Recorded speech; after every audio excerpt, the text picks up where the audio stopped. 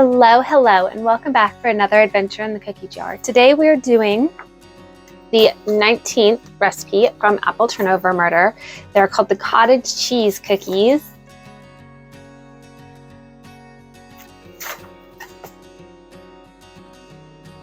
It's a very large recipe, and it does take overnight chilling. So this is definitely a plan ahead recipe. You are, like I said, do not preheat your oven. This dough must chill overnight in the refrigerator. You're going to want 2 cups of softened butter, 4 sticks, 1 box, 1.5 cups brown sugar, 2 cups of white sugar, 4 large beaten eggs, 1 teaspoon of baking soda, 2 teaspoons of baking powder, half a teaspoon of salt, 4 teaspoons of vanilla extract. That's 1 tablespoon plus 1 teaspoon, 2 cups of cottage cheese, 1 cup chopped pecans, 1 cup of cocoa powder, 5.5 cups of flour, and approximately 1 cup of powdered sugar for rolling through the dough balls. So already you're looking at lots of ingredients in massive amounts. So it says if you have an electric mixer, use it. This recipe makes about 12 dozen cookies and your arm may get tired. You can also cut the recipe in half if you like.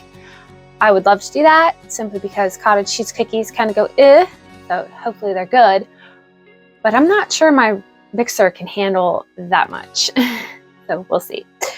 But you're basically just going to mix up your dough, let it chill, put it in the refrigerator overnight, bake it at 350, 12 to a sheet. So yeah, we'll get started and we'll see what we end up with. These are all of the ingredients we're going to need for this video. I lost the audio for this part of the video, so it's time for another handy dandy narration. We are first, to make these cookies, going to mix the butter with both of the sugars and blend them thoroughly.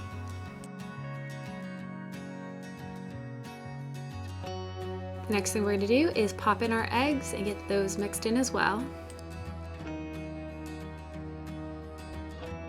Next thing we're going to want to do is get the baking soda, baking powder, and the salt mixed in.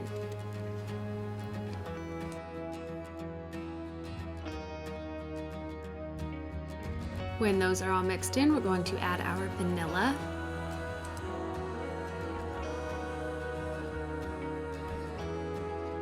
And now for the cottage cheese, where the recipe gets its name. So gross. The next step is to toss in the pecans. The next thing is to be added is the cocoa powder, 1/4 cup at a time. You'll notice on my face here the look of absolute conclusion. This flour is not fitting in this bowl. You are going to mix it in I think 1/2 cup increments, and there's no way 5.5 cups is fitting in that bowl.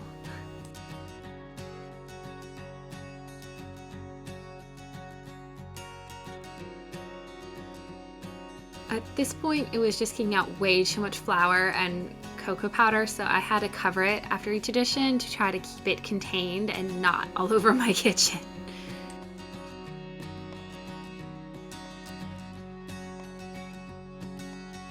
This is me realizing how full this bowl really is, and that it did not, in fact, fit in my mixer.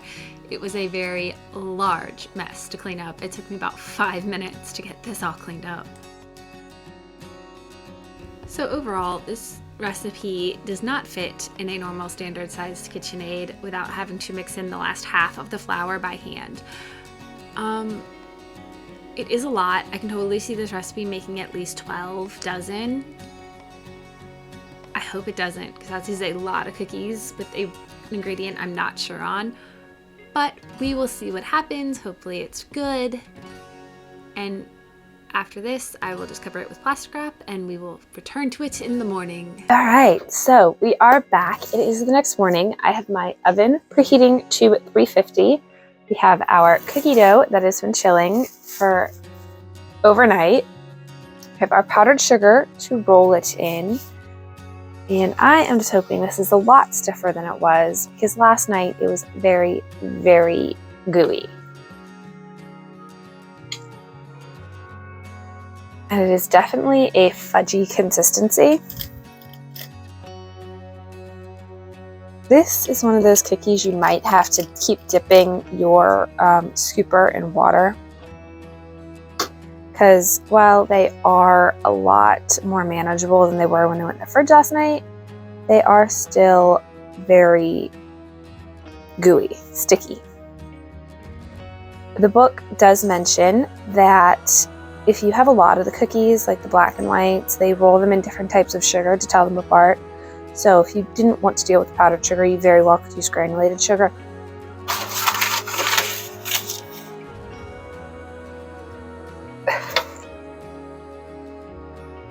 And it mentions spraying the cookie sheets. It mentions using parchment.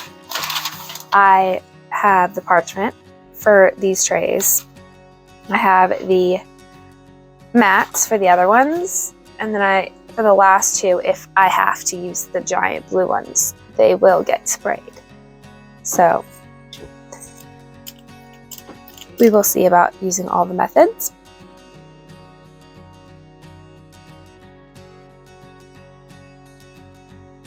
That is our first batch. I'm just going to scoop up the rest and we'll see how many we get.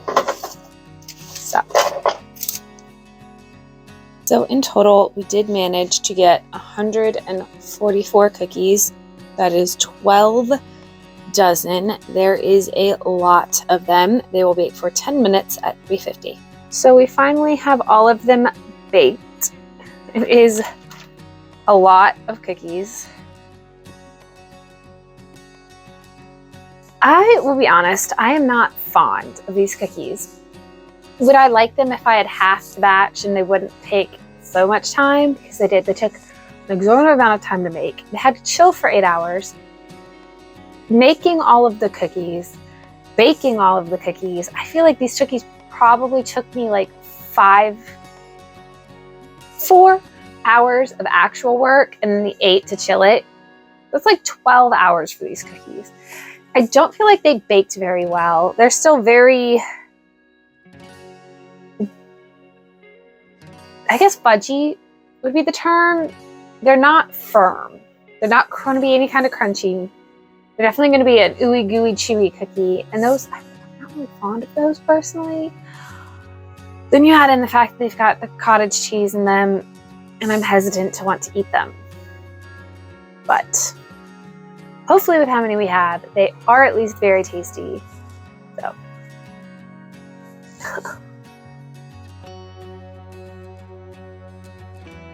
Overall, they taste like a muted chocolate and a nut. Honestly, they taste more like walnuts than pecans, which I find strange, but they're definitely fudgy. They are very chewy. At least they're baked. Because I had the worst time baking these. I baked them for 10 minutes. They didn't feel firm enough. I gave them 12 minutes. They seemed the exact same as 10. I gave 15 minutes. They came out exactly the same as the other ones. So, I don't know. These cookies were just destined to be this way. The parchment and the nonstick worked best. The spraying of them was not good. I recommend with these wet kind of cookies to definitely use the parchment or the nonstick for sure. Did it work with the spray? Yes. Did it work as well? Absolutely not. But next week we are making the final recipe for this book. They are called watermelon cookies. If you're interested in seeing those, join us next week. Have a good one. Bye.